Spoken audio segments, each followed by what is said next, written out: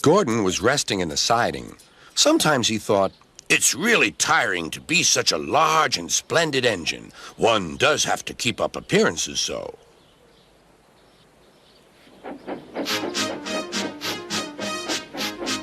Beep, beep, beep, beep. Hello, lazy bones, whistled Henry. What cheek, spluttered Gordon. That Henry is too big for his wheels. Fancy speaking to me like that. Me, who has never had an accident. Aren't jammed whistles and burnt safety valves accidents? Asked Percy innocently. No, indeed. High spirits. Might happen to any engine. But to come off the rails like Henry did, well, I ask you, is that right? Is it decent?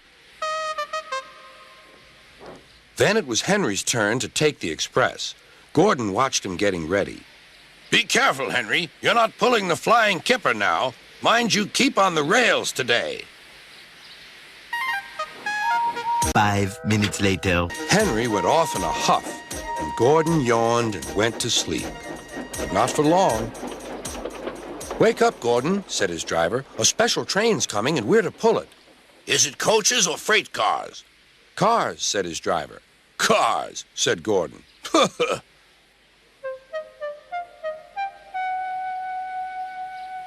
Gordon's fire was slow to start, so Edward had to push Gordon to the turntable to get him facing the right way. I won't go! I won't go! Grumbled Gordon. Don't be silly! Don't be silly! Puffed Edward. At last, Gordon was on the turntable. The movement had shaken his fire. It was now burning nicely and making steam. Gordon was cross and didn't care what he did. He waited till the table was halfway round.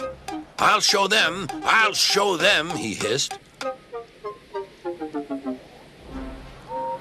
He moved slowly forward to jam the table, but he couldn't stop himself and slithered into a ditch. Whoosh! He hissed. Get me out! Get me out! Not a hope, said his driver and fireman. You're stuck, you silly great engine. Don't you understand that? They telephoned Sir Topham Hatt. So Gordon didn't want to take the special train and ran into a ditch? What's that you say? The special's waiting?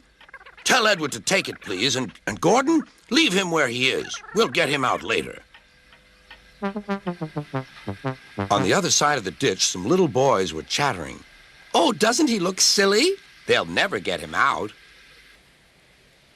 Gordon lay in the ditch all day. Oh, dear, he thought, I shall never get out. But that evening, they lifted Gordon and made a road of sleepers under his wheels to keep him from the mud.